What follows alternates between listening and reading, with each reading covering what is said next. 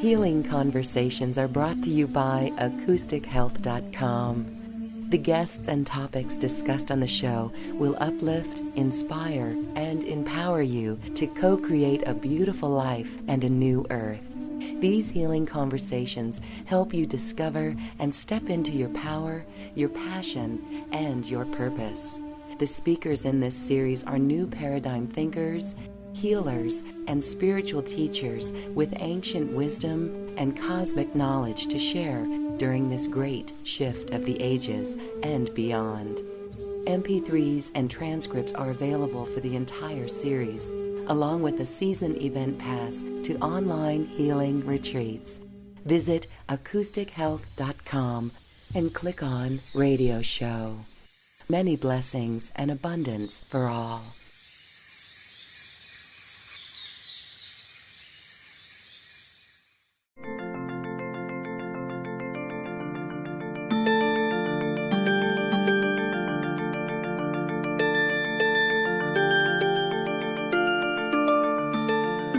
Welcome to this fall series of Healing Conversations. I'm Loren Gailey, and I'm so happy you could join us.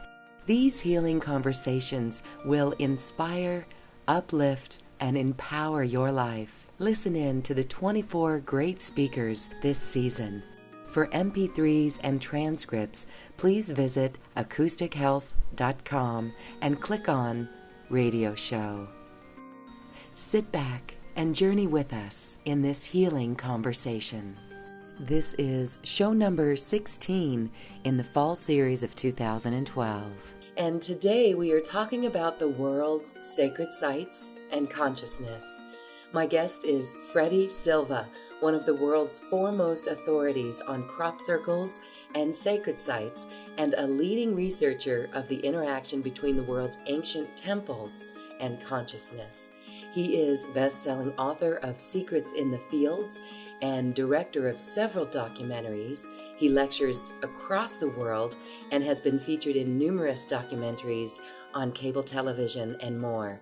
And he is here to talk about his current book, Commonwealth, The Origin of Sacred Sites and the Rebirth of Ancient Wisdom. Freddy Silva, thank you for joining Healing Conversations. Pleasure, Lorraine. So your new book is all about the origin of the sacred sites, and it goes all the way back to Eden and even beyond that. Can you explain how you came to write this book?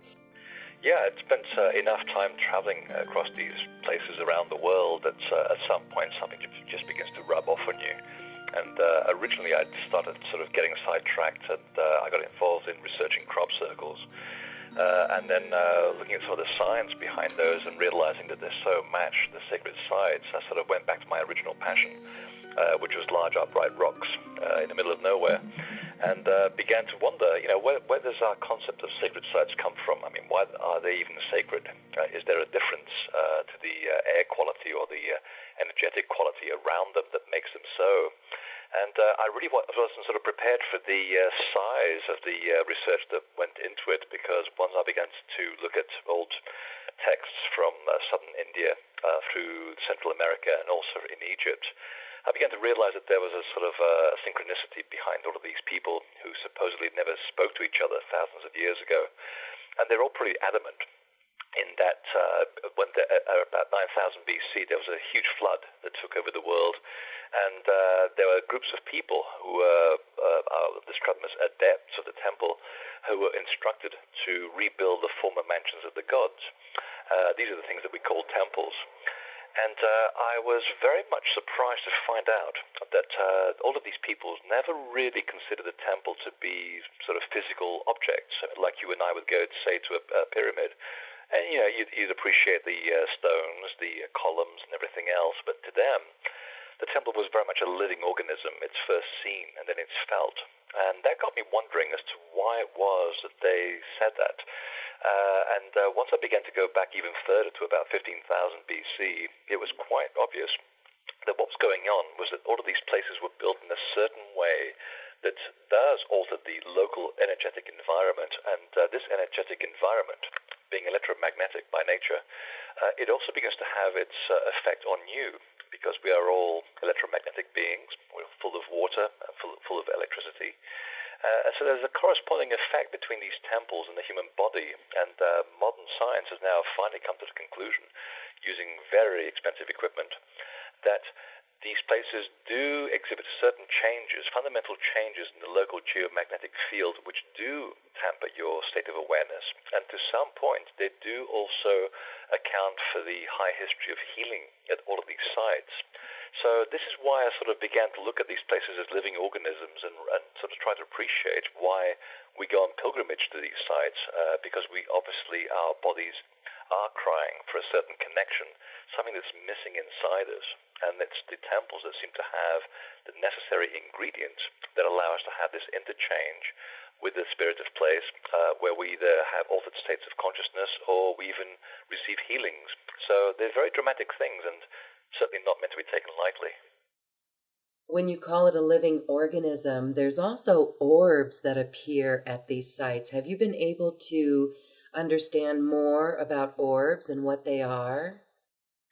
I have actually, and as a professional photographer, my first impulse was to sort of think that these things were just anomalies in the camera.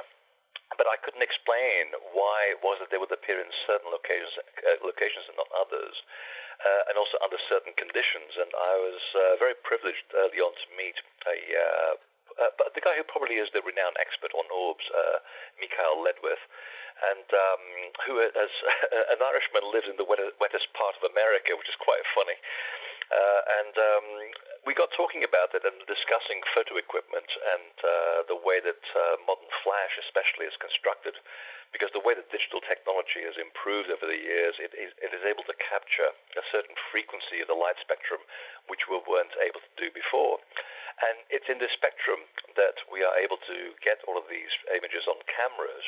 Now, that was the first clue that something was a little bit different. The second clue was that when I began to go to Egypt and I was asked to look into the connection between sacred sites and orbs, I undertook these experiments, very consciously so, to see if I could sort of generate orbs on film. And I began to get the effects only in the actual hot spots of the temples, that is, around the area of the altar, or where the Earth's telluric lines of current tend to cross down the temple. Now, these are very specific locations at the sites, and I found that when I began to sort of get a certain feeling that I should be taking photographs, it was at those moments that the orbs did manifest on camera. And then we did some more experiments whereby we would move away from the energy hotspots, and you can see the orbs almost fading into the distance, and at some points you actually see yourself straddling the energy line, which can be measured, and on one side you have the orbs, on one side you have normal space. So we suddenly realized that these things are appearing on the Earth's geomagnetic lines of energy. But that was the first sort of big surprise. That the biggest surprise of all is the fact that you can actually communicate with these things. And that's where I really got interested, because there'll be, for example, 15 photographs just full of orbs inside an altar. And I'd suddenly say quite out loud that, it would be nice just to have a photograph that was normal, that I could show my family so they didn't think I was crazy. And the next photograph, there's nothing in it. And I went, well, that's interesting. And then I forgot to repeat the request, and then on the next shot, the orbs are back. And that's when we realized that there is an ability to communicate with this level of intelligence that sits on a frequency band that we obviously cannot interact, but flash photography can. So it's an interesting phenomenon, and I didn't pursue it any more than that, but that sort of 2 years of experiments at sacred sites did sort of make the correlation between places of veneration, the Earth's energy hotspots, and obviously flash photography, and that you can interact with this level of consciousness. That is so fascinating, and your story corroborates what people in the Laguna Beach area, a friend of mine, a soul sister, has groups that they go and they drum on the beach and they hold ceremony on the beach, and they pull out their cameras and they make it known that you need to wish for these orbs and they will appear. So I just think that that's really fascinating because what you do, Freddie, is you're coming from that scientific research mind and you're proving it that no, these are not just dusts. And some would say on the metaphysical arena that these orbs are consciousness of their own, maybe from another dimension, maybe they're souls, because sometimes in these photographs, have you been able to see pictures and images of people or animals? I've seen other people who have taken photographs, yes. My experience tends to be more with geometric forms, which is rather interesting because I saw the same things flying around the fields in Britain when I was researching sacred sites, and I would be, sitting quite happily just eating a sandwich on top of a giant's grave, as one tends to do, and there are these sort of beach ball-sized balls of light, which would be the equivalent of these orbs physicalizing in a level that we can see. Wow. Flying along the magnetic lines, which is only measured a few months before, so we know where they are. And they'd be flying at enormous speed in the most incredible color. And the farmers are very blasé about these things. I mean, this is where the term the will-o'-the-wisp comes from, or even the fairy realm. These things have been around in folklore for so long that they just basically almost collide with the tractors. They have a very vicious sense of humor. And the farmers are just so blasé about them. They just go, oh, there's another one. I had a landlady in England who also was followed by one in her car when she was coming home at 2 a.m, and it sort of stopped briefly to take a look inside the car before flying off at enormous speed. And you can interact with them. I mean, they are very funny. There'd be times when I'd be sort of requesting them to do things, and just before I would say it, they would do it, which means that they're reading your brainwaves, which are obviously much faster than speed. So when I began to ask some of the local people who'd seen a lot of these, and one of them happens to be a very good psychic who even the police go and knock on her door for help, and she was saying that there do tend to be sort of the idea of spirit forms which seem to remove their sort of level of vibration down to our level, to a point where we can see them, because obviously our eyes and our brain can only see so much. They try to slow down their frequency so we can see them, and just to show us that we're not alone, and there's a very rich universe out there. But this is pretty much where the stories of all the fairies and everything seems to come from those particular orbs that fly around all the time. Fascinating. Thank you for sharing that story. We're going to go back and talk more about the Earth's telluric lines, otherwise known as ley lines, where isn't it interesting that these temples, sacred sites around the world, they were able to realize what was going on? Is that because of an ability to be part of the environment and tune into that? Oh, I think that there was, we have examples of that today. I mean, if you get down to the Native American Southwest or even the Aboriginal cultures in Australia, it's pretty clear that they're much more tuned into nature. And I think when you develop a level of sensitivity to that degree, which, even I could teach you how to do it just by, taking the time to be still on the landscape in a way it was taught to me, you become much more sensitive to your surroundings. You can feel and desensitize yourself to the modern world. And I think when you do that and you have no real sort of, when the signal-to-noise ratio is much greater than it is today, you are able to perceive things with greater clarity. So when you develop that sense, that inner tuition, you can see and perceive these things flowing through the landscape as if they was just like liquid ribbons. And what they realized, I believe, was that when they stood in these telluric currents, something happened to them physically, and also it altered their sense of perception. And there was some recent research that was done. In fact, I'm not really a scientist. I've actually used science to actually validate all the new age material that exists out there. Mm-hmm. It just makes for much easier conversation. Yes. Mm-hmm. But there was some recent research that was done by a really headstrong scientist into the nature of these power places, and he found a great correlation between dream places and geomagnetic hotspots, and specifically in New Mexico, where I was just there about a week ago. along the Rio Grande between Albuquerque and Taos, there's a great big crack along the Earth, which happens to be a sort of a continuity, discontinuity. It's basically the scientific term for different levels of soil which have different magnetic attractors. And so when that happens, there's a certain discontinuity in the energy that flows through the Earth's crust.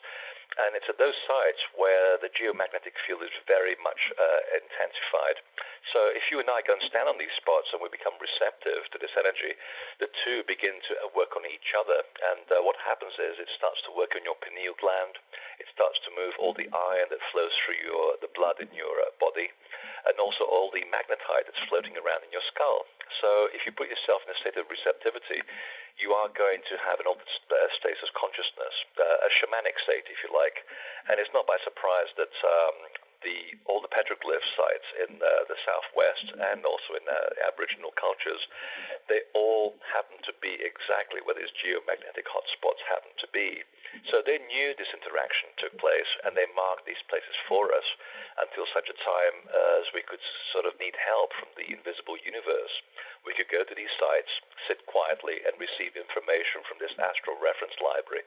So then we can basically wake up, filled with this information, and we can go about our day with a greater awareness of our surroundings. And that's what I believe helped ancient cultures survive for thousands of years. Whereas today we can't even hold ours barely together for a decade because they had that connection. They received help from other levels of reality. And when we forgot where these places were, as we became more desensitized from our environment in the last 2,000 years or so, we then began to build temples on these sites to make sure that A, the energy would not move. It would be anchored and rooted to the spot. And two, you would have an actual physical structure where we would know where to go to get this sort of self-help. Actually, I sort of call these places self-help centers. So in a way, the temple culture was designed as a kind of insurance policy because they realized that at some point in our culture, we would lose that connection and we would want to find out where to go. So all these markers are everywhere for us to find in case we tend to lose the plot. For the entire conversation, visit acoustichealth.com and click on Radio Show and register for the 24-show series of healing conversations. I now leave you with music from the universe, literally created by the universe, as musical composer Phil Windsor assigned musical notes to mathematical equations, and the result is this beautiful music. Visit acoustichealth.com.